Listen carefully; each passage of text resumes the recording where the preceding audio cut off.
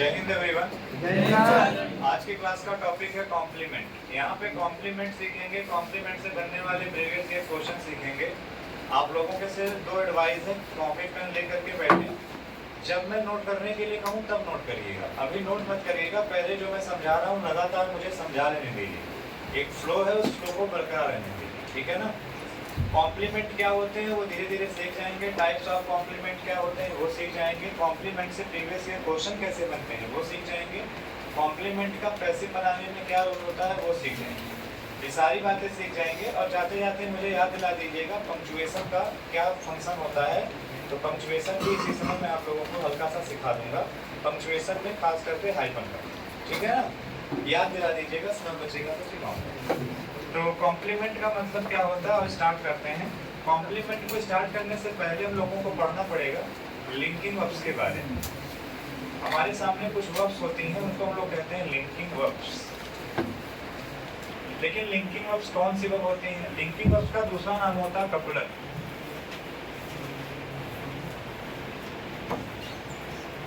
Linking verbs का दूसरा नाम क्या होता है? कपलर। कई बार उसी को कपलर लिख दिया जाता है, कई बार उसी को कपलर लिख दिया जाता है।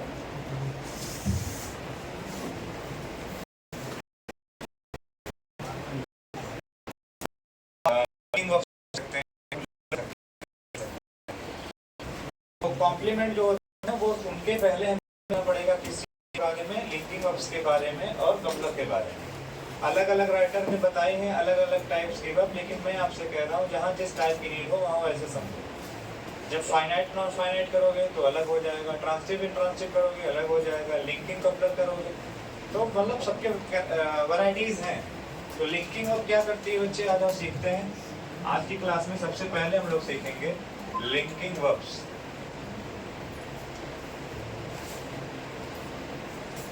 लिंकिंग वर्ब्स और कपलर। लिंकिंग वर्ब्स क्या काम करती हैं? अगर आप एक वर्ड देखो लिंक, तो लिंक का मतलब ही होता है जोड़ना। आपने सुना होगा हमारे पीएम ने कहा था कि अपने आधार कार्ड को अपने बैंक अकाउंट से लिंक कर दो। लिंक कर दो कहने का मतलब था कि अपने बैंक अकाउंट को अपने आधार कार्ड से जोड़ दो, लिंक कर दो। तो एक ऐसी वर्ब जो लिंक करने का काम करती है उसको हम लोग कौन सी वर्ब कहते हैं? लिंकिंग वर्ब कहते हैं, ठीक है। ध्यान रखिएगा जो लिंकिंग वर्ब होती हैं, लिंकिंग वर्ब्स हमेशा मेन वर्ब का काम करती हैं। लिंकिंग वर्ब्स हमेशा किसका काम करती हैं? मेन वर्ब का। लिंकिंग वर्ब को हेल्पिंग वर्ब कभी कंसीडर मत करिएगा। लिंकिंग वर्ब हमेशा मेन वर्ब का काम करती है। ये सारी बातें भी मैं आपको वर्ब चैप्टर में पढ़ाऊंगा। जो कि भी कॉम्प्लीमेंट डिस्कस कर रहे हैं तो कुछ चीजें सीखनी जरूरी है। तो आइए दो एग्जांपल्स इन चीजों को क्लियर समझते हैं। अगर मैं आपके सामने कहूँ आई एम अ डॉक्टर,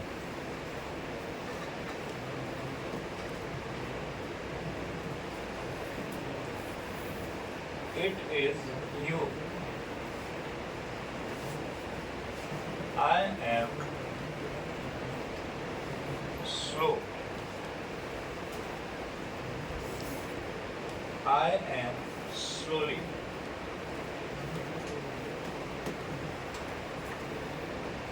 शायद पिछली क्लास का अगर आपको थोड़ा बहुत याद आ रहा हो तो मैं याद दिला दूं। अगर आपको याद हो ना याद हो, याद दिला दूं। पिछली क्लास का थोड़ा बहुत, पिछली क्लास का अगर थोड़ा बहुत देखोगे, याद करने के लिए कोशिश करोगे तो आपको समझ में आ जाएगा कि कुछ ऐसे वर्ड हैं जो वर्ड नाउन के लिए या प्रोनाउन के लिए लिखे जाते हैं, उन वर्ड्स को एडजेक्टिव कहा जाता है। बोलो हाँ या ना। जो वर्ब किसी एक्शन वर्ब के लिए, किसी एडजेक्टिव के लिए या किसी एडवर्ब के लिए लिखे जाते हैं उनको क्या कहा जाता है? उनको एडवर्ब कहा जाता है। बोलो हाँ या ना। किसी नाउन या प्रोनाउन के लिए कोई वर्ड लिखा जा रहा है तो उसको हम लोग क्या कहेंगे? उसको हम लोग एडजेक्टिव कहेंगे। और अगर कोई वर्ड किसी वर्ब के लिए, किसी एडजेक्टिव के लिए या किसी एडवर्ब के लिए लिखा जा रहा है तो उसको हम लोग क्या कहेंगे? एडवर्ब कहेंगे। यहाँ तक की चीजें क्लियर हो गई सभी को? कोई डाउट तो नहीं है? चलिए, जब यहाँ तक चीजों में कोई डाउट नहीं है तो हम लोग आगे बढ़ते हैं और समझते हैं कि आखिर यहाँ पर कौन सा सेंटेंस हमारे सामने सही है। इसमें से आप सभी को मालूम है ये वाला सेंटेंस सही है, ये वाला सेंटेंस सही है, ये वाला सेंटेंस सही है और ये वाला सेंटेंस क्या है? गलत। उसके पीछे की वजह है। देखो, लिंकिंग वर्ब पहचानने का सबसे अच्छा तरीका क्या है? लिंकिंग वर्ब को हटा करके आप इज इक्वल टू का साइन लगा सकते हो, सबसे अच्छा तरीका यही है। लिंकिंग वर्ब को हटा करके आप इज इक्वल टू का साइन लगा सकते हो। तो जो आई है ना, वही बेसिकली डॉक्टर है। अगर एम को हटा दिया जाए, यहाँ इज इक्वल टू का साइन लगा दिया जाए तो कोई गड़बड़ी नहीं होगी। जो आई है वही डॉक्टर है।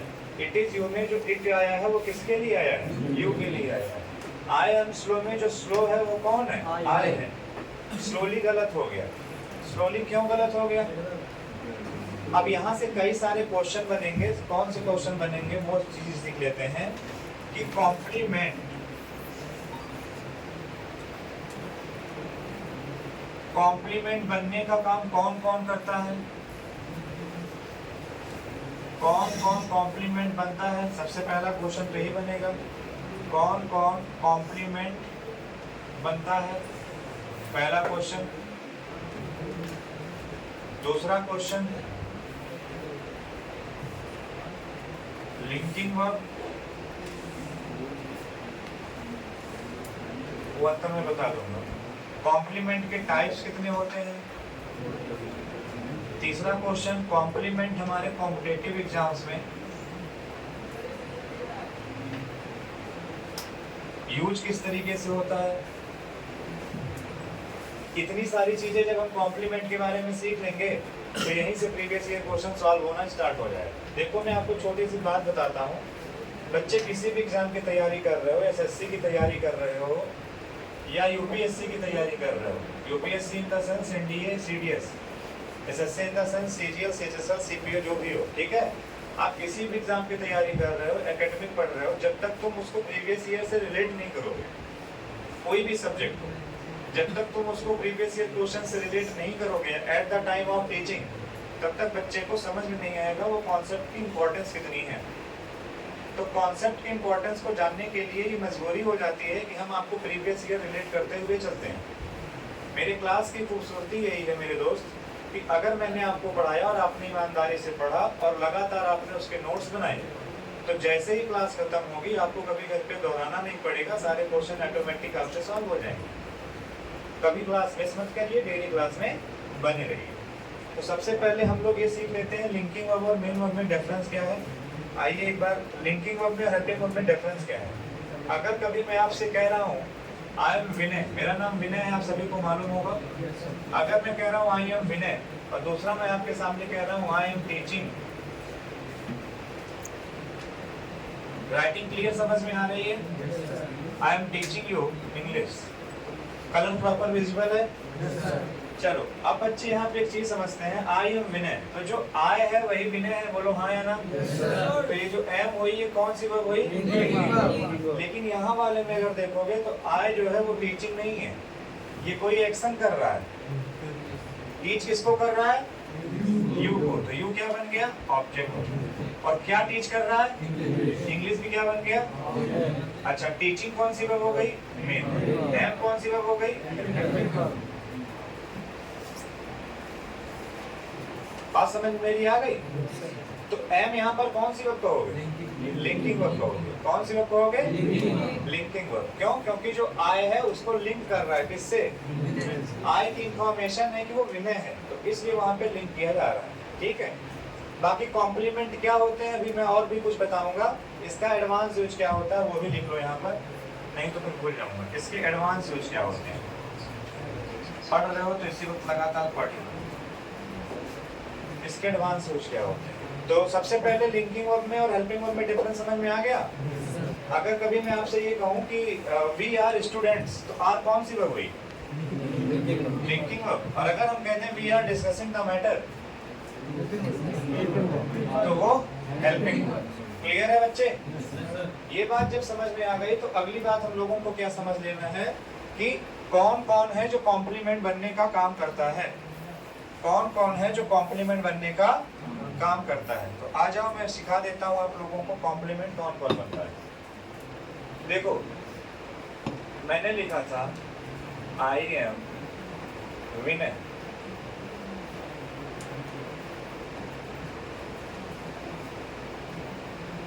इट इज यू, कई बार बच्चे कंफ्यूज होते हैं, इट आर यू कर दें या इट इज यू कर दें। तो इट के अकॉर्डिंग हेल्पिंग वर्ब क्या आएगी? हाँ, तो इट इज यू होता है, इट आर यू नहीं होता, ध्यान रखिएगा। दूसरा है, एक और देख लो यहाँ से, एक गलती यहाँ पे और बनती है आपके पेपर में प्रीवियस ईयर में, 5 नंबर हेडिंग कर दे रहा हूँ, केस की गलती बनती है। इस अभी मैं पढ़ाऊंगा आपको तो आप देखेंगे कि कितना ब्रॉड विजन होता है इंग्लिश को सीखने का और इंग्लिश को समझाने का। कॉम्प्लीमेंट कोई बच्चों का खेल नहीं है। आज की पूरी क्लास केवल मैं कॉम्प्लीमेंट ही आपको पढ़ाता रहूंगा, और नहीं तो आई एम विनय में विनय कॉम्प्लीमेंट है, बस खत्म हो गई क्लास। अगर मजाक आपके साथ करना हो, आपके करियर के साथ मुझे खेलना हो, तो मैं कह दूं आई एम विनय में विनय कॉम्प्लीमेंट है, क्लास खत्म, that's all. All fine, you will be happy and I will be happy too, but this is not the process of getting yourself to be selected in any examination. We have to change the way of teaching, और perhaps जो मेरा way of teaching है वो बड़ा logical है, मतलब वहाँ rule और रट्टे की जरूरत होती नहीं है। आप लगातार बने रहिए, फिर आपका सिलेक्शन हमारी जिम्मेदारी। आइए, तो हमने यहाँ पर ये सारी बातें सीख ली। लिंकिंग अब क्या करती है? लिंक करने का काम करती है। मैंने कहा इट इज यू, दूसरा के सामने लिख रहा हूं,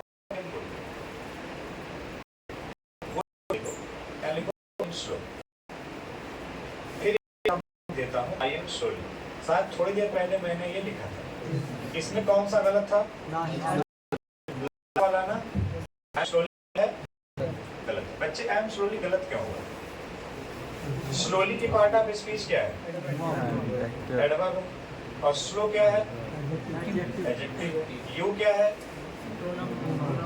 विनय क्या है? तो कॉम्प्लीमेंट बनने का काम कितने लोग करते हैं? बस यहीं से डेफिनेशन समझ में आती है कि कॉम्प्लीमेंट बनने का काम 3 कर सकते हैं, या तो नाउन कॉम्प्लीमेंट बनेगा, या तो प्रोनाउन कॉम्प्लीमेंट बनेगा। यहाँ तक तो बात समझ में आती है, या तो नाउन बनेगा या तो प्रोनाउन बनेगा। लेकिन एडजेक्टिव कॉम्प्लीमेंट बना, एडवर्ब कॉम्प्लीमेंट क्यों नहीं बना? जब आप इसके एडवांस यूज पे जाएंगे लगभग 2 महीने बाद, तब मैं कुछ ऐसी कंडीशन बताऊंगा जहां पर एडवर्ब भी कॉम्प्लीमेंट बनता है, लेकिन आज की क्लास में नहीं बताऊंगा। अभी आपको बाउंस कर जाएगा। अभी आप इतना सीखो, एडजेक्टिव कॉम्प्लीमेंट बना लेकिन एडवर्ब कॉम्प्लीमेंट नहीं बना। ऐसा क्यों हुआ? ऐसा इसलिए हुआ क्योंकि ये रूल है, किताबों में तो यही लिखा है। ऐसा इसलिए हुआ क्योंकि ये रूल है, लेकिन रूल नहीं है, ये मेरा वसूल है। फिर ऐसा क्यों हुआ? एक बुक थी ना, द पावर ऑफ वाई, पढ़ी है किसी ने? सर्च करिएगा, the power of why, ask your life with why. आप देख रहे होंगे तो हर जगह मैं एक ही क्वेश्चन कर रहा हूं, वाई वाई वाई। तब जाकर के आपके अंदर क्यूरियोसिटी जनरेट होगी। बेटा बोर तो नहीं हो रहे हो? पहला दिन है, बोर तो नहीं हो रहे हो? ऐसे करके बैठे हो, समझ में आ रहा है प्रॉपर? कोई दिक्कत तो नहीं है? तुम्हें समझ में आ रहा है तो जानते ही हो।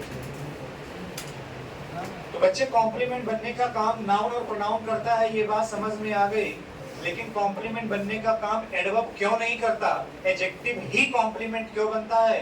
ये बात अभी हमारे समझ में नहीं आ रही है। सर ऐसा क्यों हुआ कि एडवर्ब को हमने कॉम्प्लीमेंट नहीं बनने दिया, जबकि स्लोली तो आई ही होगा? तो स्लो ही क्यों सही है, स्लोली क्यों गलत है? तो लोग कहते हैं रूल है। रूल नहीं है बच्चे। जो भी वर्ड यहाँ लिखा जा रहा है वो किसके लिए लिखा जा रहा है? किसके लिए लिखा जा रहा है? और ये वर्ड यहाँ पर क्या है? ये वर्ड यहाँ पर क्या है बच्चे? जल्दी बोल दो। सब्जेक्ट है। और सब्जेक्ट बनने का काम कौन करता है? नाउन या प्रोनाउन करता है। और नाउन या प्रोनाउन को मॉडिफाई करने का काम एक एडजेक्टिव करेगा, एक एडवर्ब नहीं करेगा। यही वजह है कि कॉम्प्लीमेंट बनने का काम हमेशा एडजेक्टिव करता है, कभी भी एडवर्ब कॉम्प्लीमेंट बनने का काम नहीं करता। तो अभी जो मैंने आपके सामने कुछ क्वेश्चन को एराइज किए थे कि कौन कौन है जो कॉम्प्लीमेंट बन सकता है, तो उस क्वेश्चन का आंसर मिल चुका है। कौन कौन है जो कॉम्प्लीमेंट बन सकता है? नाउन, प्रोनाउन और एडजेक्टिव कॉम्प्लीमेंट बन सकते हैं, एडवर्ब कभी कॉम्प्लीमेंट नहीं बन सकता। इसलिए जब कभी भी लिंकिंग वर्ब के साथ एडवर्ब को लिखा जाएगा तो समझ जाइएगा वहां पे वो गलती हो रही है। लिंकिंग वर्ब के साथ कभी भी एडवर्ब को कॉम्प्लीमेंट मत बनाइए। अभी ये चीजें हम वर्ब के चैप्टर में और डिटेल में सीखेंगे।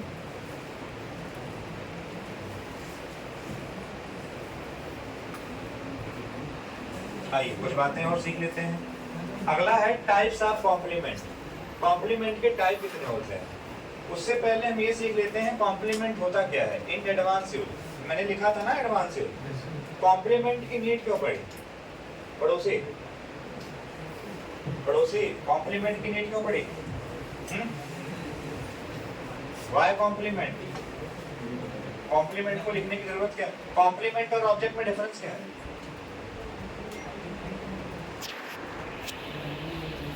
Complement is also reply of what?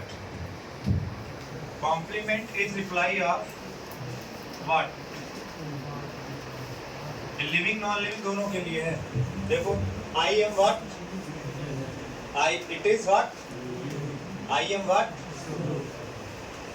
Complement is also reply of what. So complement में ऑब्जेक्ट में क्या डिफरेंस है? फिर कॉम्प्लीमेंट की नीड क्यों है? बताएं बच्चे जरा फटाफट से।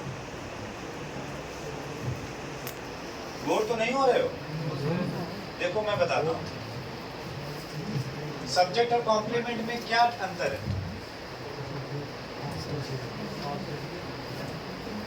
सब्जेक्ट और कॉम्प्लीमेंट में क्या अंतर है?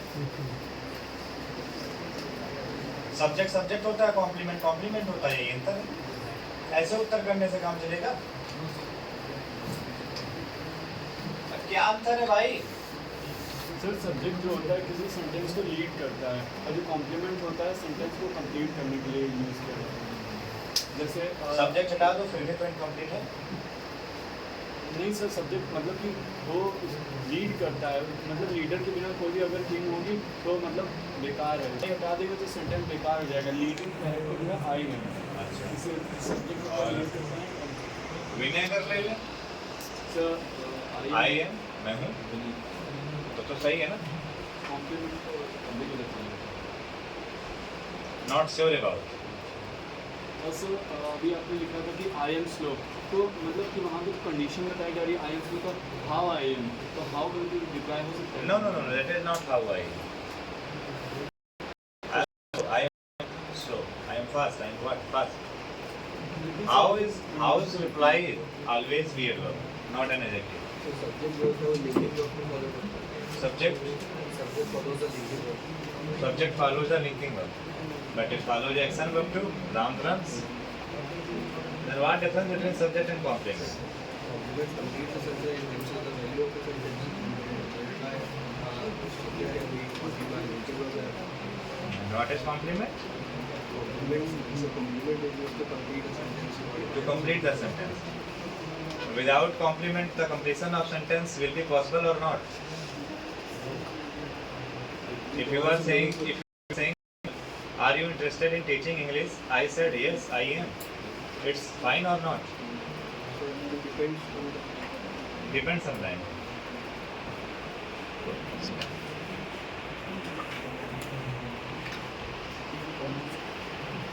Complement का difference क्या होगा?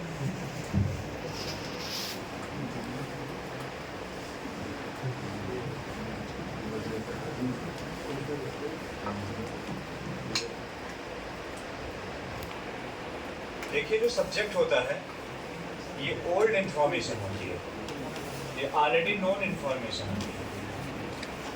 जो कॉम्प्लीमेंट होता है ये न्यू इंफॉर्मेशन होती है, ये स्ट्रेस्ड इंफॉर्मेशन होती है। इस इंफॉर्मेशन को स्ट्रेस किया जाता है। आप सभी ने क्लेफ्ट सेमी क्लेफ्ट पढ़े हैं कि नहीं पढ़े? सेंटेंस देखो, मालूम है? एक सेंटेंस देखो, आओ सिखाते तुम्हें क्लेफ्ट करना। यही तो आदत है कि जब पढ़ाना शुरू करो तो कहाँ की चीजें कहाँ चली जाती हैं। समझ पा रहे हो? नया बच्चा जो आया पहली बार आया, बेटा समझ में आ रहा कुछ कि नहीं? बाउंस हो रहा है, समझ में आ रहा है? अभी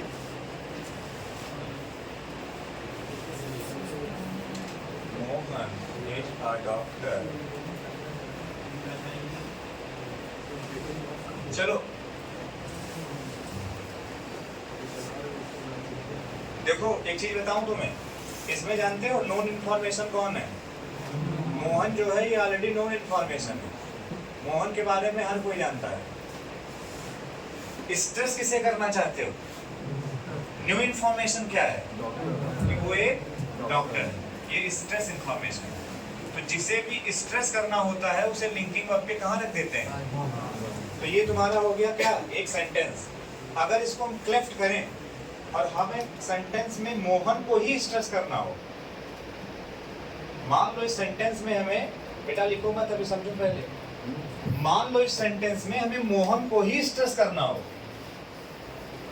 हम डॉक्टर को नहीं स्ट्रेस करना चाहते, हम मोहन को ही स्ट्रेस करना चाहते हैं, तो क्या ये हम लिख पाएंगे अ डॉक्टर इज मोहन?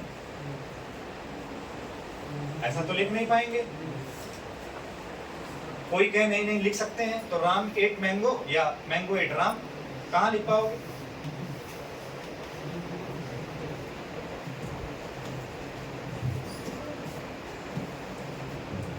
बचपन में पढ़ाया जाता है यूज ऑफ इट, पढ़े हो? इट के प्रयोग, सबसे पहला यूज यही है, ऐसे बना देंगे, it is Mohan, it is Mohan who is a doctor. देखो यहाँ कौन स्ट्रेस हुआ?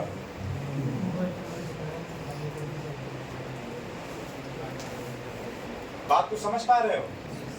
तो जो कॉम्प्लीमेंट होता है वो हमेशा स्ट्रेस इंफॉर्मेशन होता है, वो हमेशा न्यू इंफॉर्मेशन होता है, और जो सब्जेक्ट होता है वो हमेशा ओल्ड इंफॉर्मेशन होता है। अच्छा, दूसरा इट का यूज समझ लो। मान लो हमें कोई न्यू इंफॉर्मेशन ना देनी हो, हमें केवल अपने एग्जिस्टेंस के बारे में बात करनी हो, हमें कोई दूसरी इंफॉर्मेशन नहीं देनी है, हमें बस ये बताना है कि हाँ भाई हम हैं और हम इस दुनिया में एग्जिस्ट करते हैं, हमें बस इतनी बात बतानी है। तब क्या करें? हमें कोई इंफॉर्मेशन नहीं देनी है, हम इस दुनिया में एग्जिस्ट करते हैं, बस हमें ये बताना है कि मैं हूं, आई एम। हमें कोई इंफॉर्मेशन देनी ही नहीं है, बस मैं दुनिया में एग्जिस्ट करता हूं, आई एम। क्या अब ये सही हो गया? क्योंकि अगर एम को लिखोगे तो लिंकिंग वर्ब, और लिंकिंग वर्ब है तो कॉम्प्लीमेंट चाहिए, कॉम्प्लीमेंट तो है ही नहीं, और हम कह रहे हैं कि हमें कॉम्प्लीमेंट कोई नहीं चाहिए, बस मैं एग्जिस्ट करता हूँ, ये बताओ। तब क्या करें? तो ग्रामरियन कहता है फिर से इट को ले आओ, फिर लिख दो it is I. Low stress हो गए। तो अब समझ में तुमको आ रहा है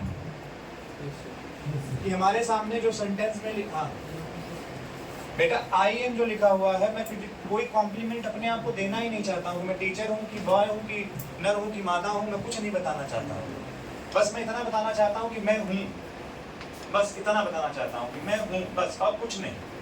तो फिर क्या करें? लिख दें आई एम, मैं हूँ। हिंदी में तो बिल्कुल ठीक है, हिंदी करके अंग्रेजी सीखो। जो लोग कहते हैं अब उनसे पूछो आई एम मैं हूँ, बिल्कुल ठीक, लेकिन एम लिंकिंग वर्ब को तो एक कॉम्प्लीमेंट चाहिए ना, कॉम्प्लीमेंट कहाँ है? अरे लिख देते I am a doctor, I am a teacher, I am a boy, जो भी लिख देते सही हो जाता।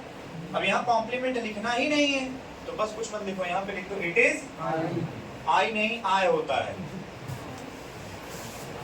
It is I, it's I, sentence हमारा सही हो गया। तो हमने कितनी बातें सीख ली? आ जाओ फटाफट से एक बार यहाँ डिस्कस कर लेते हैं बच्चे। हमने कितनी बातें यहाँ पर सीख ली? हमने यहाँ पे ये सीख लिया कि कौन कौन बनता है, ठीक है, और कुछ नहीं सीखा, अभी और सीखना है। अब आ जाओ इसके टाइप्स देखो। लगातार पढ़ा रहा हूँ, उतनी चीजें दिमाग में आ रही हैं, क्योंकि मेरे पास कोई चिट्ठा पन्ना तो है नहीं कि रूल आपको पढ़ा दें। अब एक चीज और सीख लेते हैं, कॉम्प्लीमेंट कि कौन कौन चीजें हैं जो कॉम्प्लीमेंट के टाइप्स कौन कौन से हैं। अच्छा सुनो, इसके फॉर्म में गलती कब होती है तब देखो। इट इज आई सही है या इट इज मी सही है?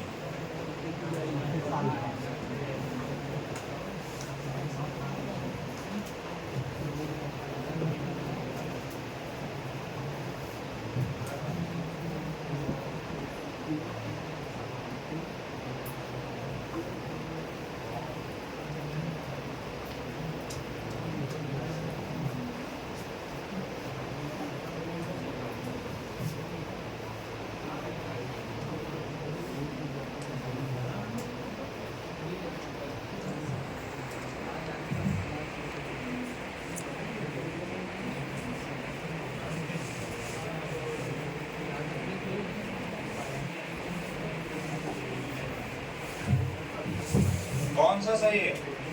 परेशान मत हो, 20 मिनट की क्लास बची है बस।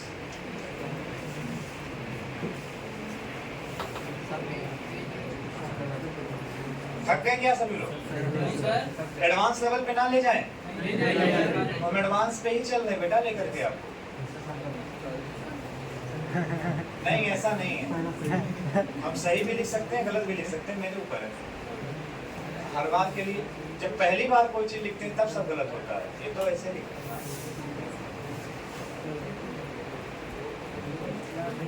ये सही है, ये गलत है, इतना हमें आता है। अब आप बताओ, अब सुनो।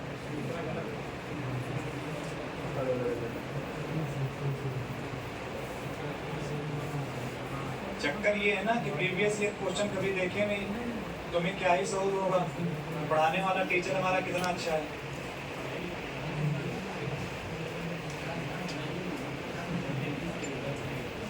इनके बाद क्या कहा मैंने? इनके बाद ये जो वर्ब मैंने लिखी, इनके बाद सब्जेक्टिव फॉर्म आएगा या ऑब्जेक्टिव फॉर्म आएगा, सिंगल लिखा तब तो तुम जान जाओगे भाई ये सब्जेक्टिव है तो ये भी कैसा चाहिए, तुम समझ जाओगे। लेकिन अगर कभी इस तरीके सेंटेंस देखो, फिर लिखने लगे लेकिन फिर अगर कभी हम ये जान लें कि सेंटेंस में उसको बड़ा सेंटेंस लिखा जाए तो हमें इसका पार्ट ऑफ स्पीच देखना पड़ेगा। आपको मालूम है जो हु होता है वो क्या होता है? सब्जेक्टिव फॉर्म होता है, और जो हुम होता है वो ऑब्जेक्टिव फॉर्म होता है, और जो दैट होता है वो सब्जेक्टिव, और जो दैट होता है वो सब्जेक्टिव और ऑब्जेक्टिव दोनों होता है। मेरी बात आप समझ गए? हुम क्या है? ऑब्जेक्टिव। हु क्या है? सब्जेक्टिव। और दैट क्या है? Subjective objective. वो फंक्शन से डिसाइड होगा कि कब सब्जेक्टिव है कब ऑब्जेक्टिव है। एक ही समय में दोनों नहीं हो सकता। एक ही समय में तुम कानपुर और दिल्ली दोनों जगह अवेलेबल नहीं हो सकते हो। तो वैसे दैट एक ही समय में सब्जेक्टिव ऑब्जेक्टिव दोनों नहीं हो सकता है, या तो सब्जेक्टिव होगा और या तो बोलो हाँ या ना। समझ पा रहे हो? अब देखो यहाँ पर मेरा कारीगरी देखो, इधर आओ। हु क्या है? बोलो तो सब्जेक्टिव फॉर्म आई सही है। हुम क्या है? तो ऑब्जेक्टिव फॉर्म नहीं सही है। इतना हमें आता था। अब यहाँ वाले बताओ, यहाँ हमने दैट लिखा है, दैट सब्जेक्टिव भी है ऑब्जेक्टिव भी है। अगर सब्जेक्टिव हुआ तो आई सही, और अगर दैट ऑब्जेक्टिव हुआ तो फिर बी सही। अब बताओ। अरे कुछ मत देखो, यहाँ देखो क्या लिखा है, स्टूड। क्या लिखा है? स्टूड क्या है? वर्ब के पहले कोई सब्जेक्ट कहीं है? वर्ब के पहले कोई सब्जेक्ट कहीं है? और अगर कोई सब्जेक्ट नहीं है तो दैट ही क्या है? और अगर दैट सब्जेक्ट है तो आई सही हो गया, मी क्या हो गया? ये गलती बनती है किसकी? फॉर्म की। अब हम लोग चलते हैं किस पे? टाइप्स ऑफ कॉम्प्लीमेंट पर।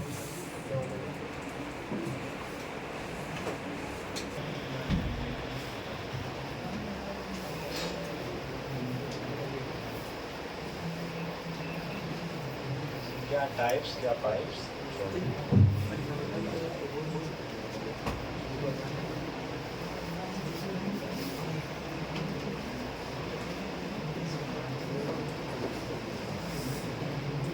टाइप पे चले भैया, देखो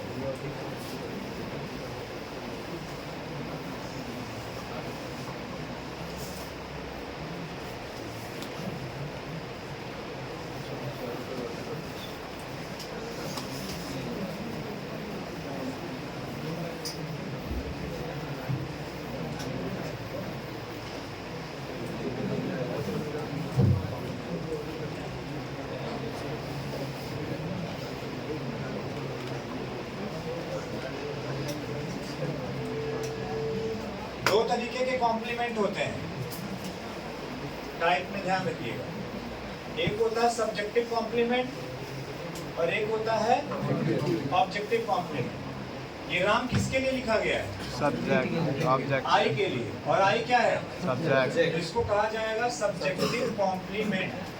मेरी बात समझ में आ गई या नहीं? बोलो हाँ या ना। अब यहाँ लिखा आई मेक राम, मैंने राम को बनाया। क्या बनाया? अभी आवर फ्रेंड किसके लिए लिखा गया है? और राम क्या है? मेक का। तो जो ऑब्जेक्ट के लिए लिखा जाएगा उसको क्या कहा जाएगा? Objective complement. तो कॉम्प्लीमेंट कितने तरीके के होते हैं? दो। एक होता है सब्जेक्टिव कॉम्प्लीमेंट और एक होता है ऑब्जेक्टिव कॉम्प्लीमेंट। मेरी बात समझ में आ गई? देखो ध्यान से, आई am what, I make Ram what. कोई दिक्कत? दोनों चीजें नोट करो।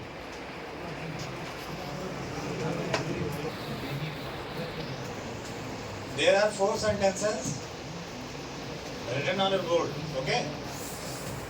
इनमें कौन सा सही है कौन सा गलत है ये बताओ।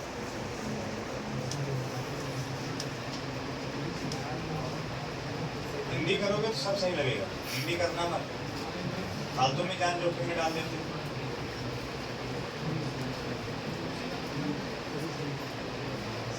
सब सही है।